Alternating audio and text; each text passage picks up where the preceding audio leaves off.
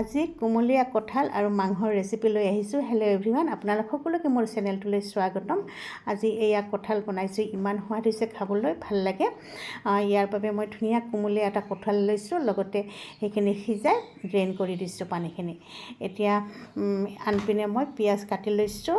এই কঁঠালৰ ৰেচিপিটো বনালে খুব ভাল লাগে খাই। ল'ৰা ছোৱালীয়ে যিহেতু এনে কঁঠাল খাব নিবিচাৰে, তাৰ বাবে মই এনেদৰে বনাই দিওঁ। মোৰ ল'ৰা দুটাই একেবাৰে খাব নোখোজে কেঁচা কঁঠাল।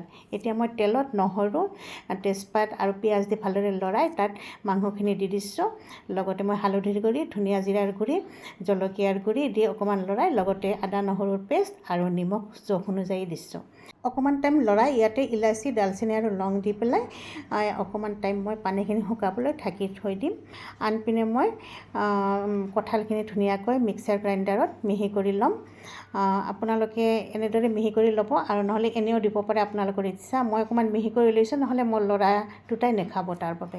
আৰু এই চাওক, ধুনীয়াকৈ পানীখিনি শুকাই গৈছে, আৰু এতিয়া মই কঁঠালখিনি ইয়াতে অলপ অলপকৈ দি দিম। যিমানখিনি লাগে মাংস অনুযায়ী দিব। লগতে কেঁচা জলকীয়া দিছোঁ, মই ৰঙা দিছোঁ দেখিবলৈ ভাল লগাৰ বাবে। ভাল পায়নে আপোনালোকে কঁঠাল আৰু মাংস বনালে? খাই ভাল পায়? এয়া চাওক, হৈ গ'ল, কি ধুনীয়া হৈছে। এতিয়া অকণমান গৰম মছলা দি দিছোঁ, দি লৰাই দিছোঁ। এতিয়া খাবলৈ ৰেডি।